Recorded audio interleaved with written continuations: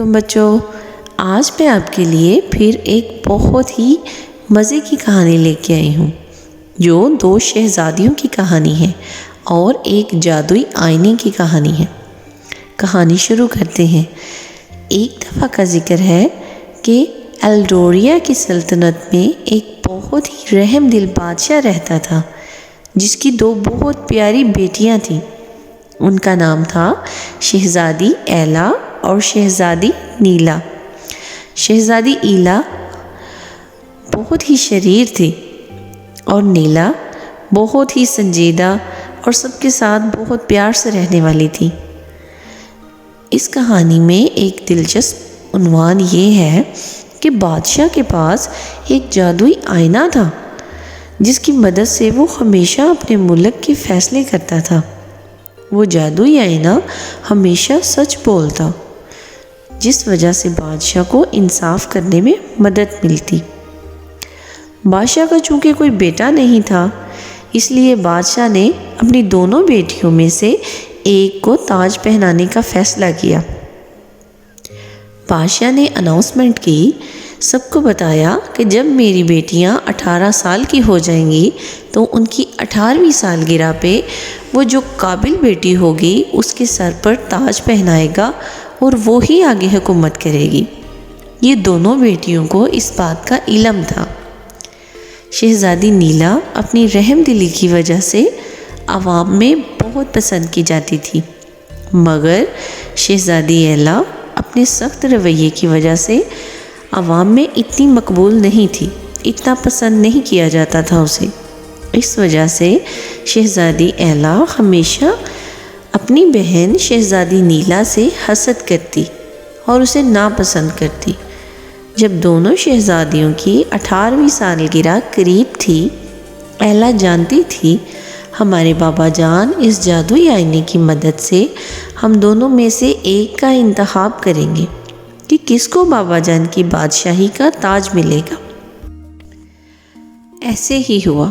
جب ملک کی ساری عوام دونوں شہزادیوں کی 18ویں سالگرہ کے جشن کی خوشی میں جمع ہوئی، بادشاہ نے سب کو بتایا کہ ایک جو قابل ہوگا اسی کے سر پر تاج رکھا جائے گا۔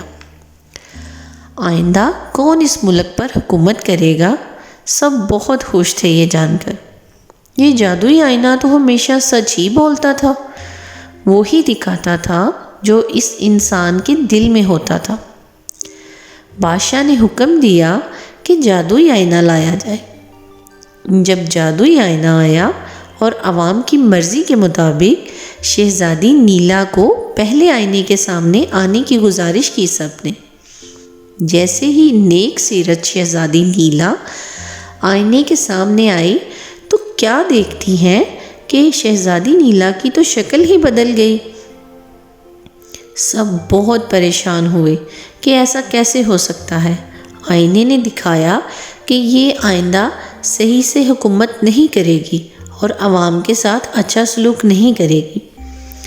سب بہت پریشان ہوئے۔ جب ایلا سامنے آئی تو وہ بہت خوش شکل ظاہر ہوئی۔ جادوئی آئینے کے مطابق شہزادی ایلا کو ملک کا سربراہ بنانے کا فیصلہ کیا اور بادشاہ نے اپنا تاج اپنی چھوٹی بیٹی ایلا کو پہنا دیا۔ شہزادی ایلا کو عوام بہت ناپسند کرتی تھی کیونکہ ایلا کا سلوک عوام کے ساتھ اچھا نہیں تھا۔ بادشاہ نے جب تحقیق کرائی تو علم ہوا شہزادی ایلا نے دھوکے سے تاج حاصل کیا ہے۔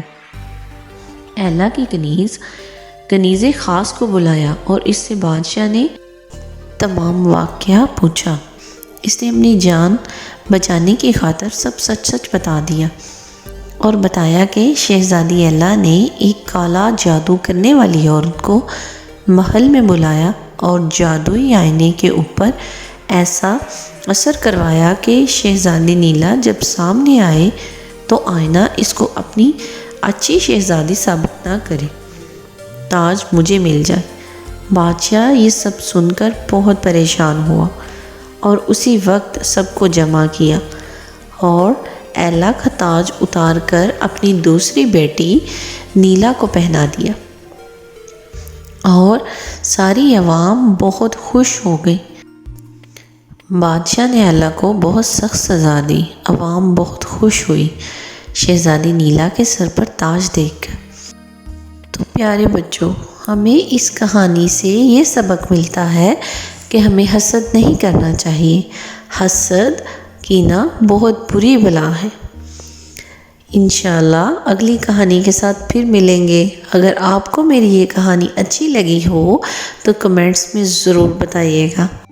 پلیز میرا چینل ضرور سبسکرائب کیجیے گا۔ Thank you very much.